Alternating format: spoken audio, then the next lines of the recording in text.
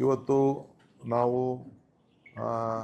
ಏನು ಬರಗಾಲ ಇದೆ, ಆ ಬರಗಾಲದಲ್ಲಿ ನಾನು ಮಧ್ಯದಲ್ಲೇ ನಾನು ವೆಯ್ಟ್ ಮಾಡೋಕ್ಕಾಗಲ್ಲ ಅಂಥೇಳಿ ಈಗಾಗಲೇ ನಾನು ಗುಲ್ಬರ್ಗ ಮುಗಿಸಿದ್ದೇನೆ. ಇವತ್ತು ಬಂದು ಬೆಳಗಾಂಗೆ ಬಂದು ಎಲ್ಲ ಶಾಸಕರು ಸುಮಾರು 50ಕ್ಕೂ ಹೆಚ್ಚು ಶಾಸಕರು ಪಾಲ್ಗೊಂಡಿದ್ದರು, ಸಂಸತ್ ಸದಸ್ಯರು ಪಾಲ್ಗೊಂಡಿದ್ದರು, ವಿಧಾನ ಪರಿಷತ್ ಸದಸ್ಯರು ಕೂಡ ಬಂದು ಅನೇಕ ಸಲಹೆಗಳನ್ನೆಲ್ಲ ಕೊಟ್ಟಿದ್ದಾರೆ.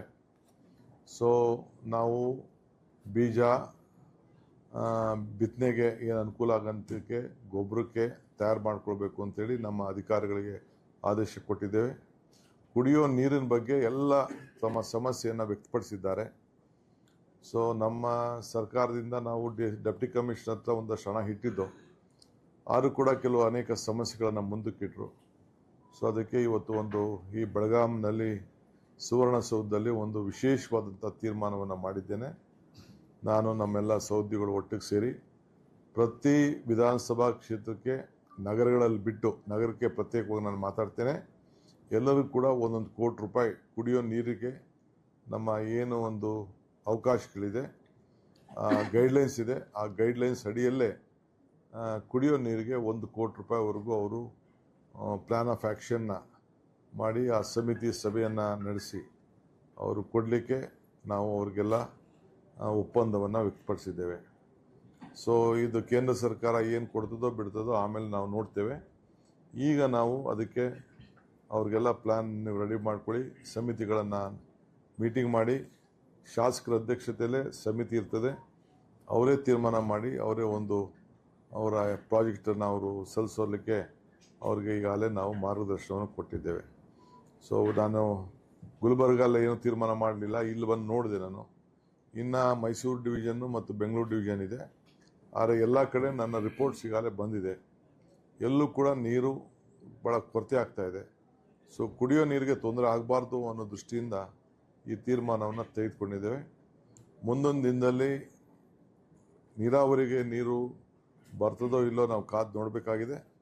ಆದರೆ ಕುಡಿಯೋ ನೀರು ವಿಚಾರದಲ್ಲಿ ಎಲ್ಲ ಕೆರೆಗಳಲ್ಲಿ, ಈ ಡ್ಯಾಮ್ಗಳಲ್ಲಿ ಆ ನೀರನ್ನು ಸ್ಟಾಕ್ ಮಾಡಲಿಕ್ಕೆ ಸೂಕ್ತ ಕ್ರಮ ಕೈಗೊಳ್ಳಬೇಕು ಅಂತೇಳಿ ನಮ್ಮ ಅಧಿಕಾರಿಗಳಿಗೆ ನಾವು ಮಾರ್ಗದರ್ಶನವನ್ನು ಕೂಡ ನಾವು ಕೊಟ್ಟಿದ್ದೇವೆ.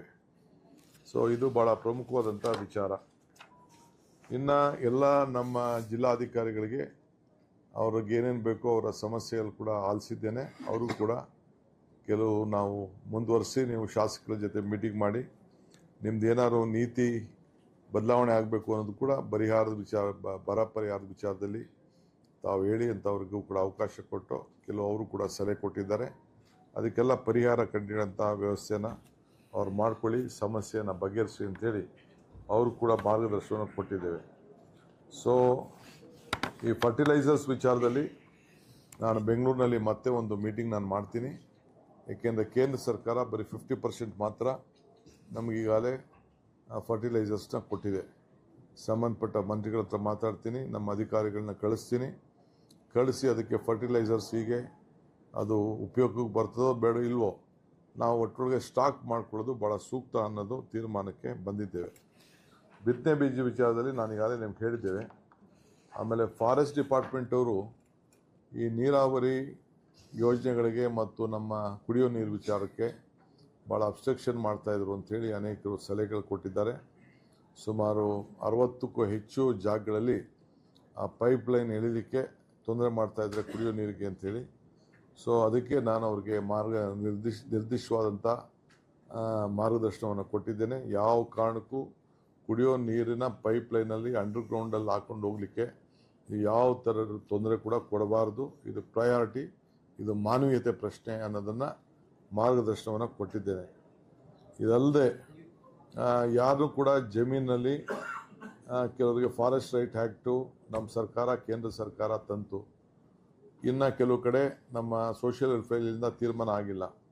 ST ಅವ್ರಿಗೆ 75 ವರ್ಷ, ಜನರಲ್ ST ಅವ್ರಿಗೆ 25 ವರ್ಷ, ಜನರಲ್ಗೆ ಬೇರೆಯವ್ರಿಗೆ 75 ವರ್ಷ ಅಂತಿತ್ತು. ಅದಕ್ಕೊಂದು ಸಮಿತಿ ಇದೆ. ಇನ್ನು ಕೆಲವು ನಮ್ಮ ಫಾರೆಸ್ಟ್ ಅವರು ತಕರಾರುಗಳು ಆಗ್ತಾಯಿದ್ದಾರೆ. ಯಾರನ್ನು ಕೂಡ ಒಕ್ಕಲು ಎಬ್ಬರಿಸಬಾರ್ದು. ಕಾನೂನು ಚೌಕಟ್ಟಿನಲ್ಲಿ ಏನಿದೆ ಅದರ ಕಾನೂನು ಪ್ರಕಾರ ಅವ್ರಿಗೆ ಏನು ಹಕ್ಕು ಸಿಕ್ಕೊಡ್ಬೇಕೋ ಆ ಹಕ್ಕನ್ನು ಕೊಡಬೇಕಾಗ್ತದೆ.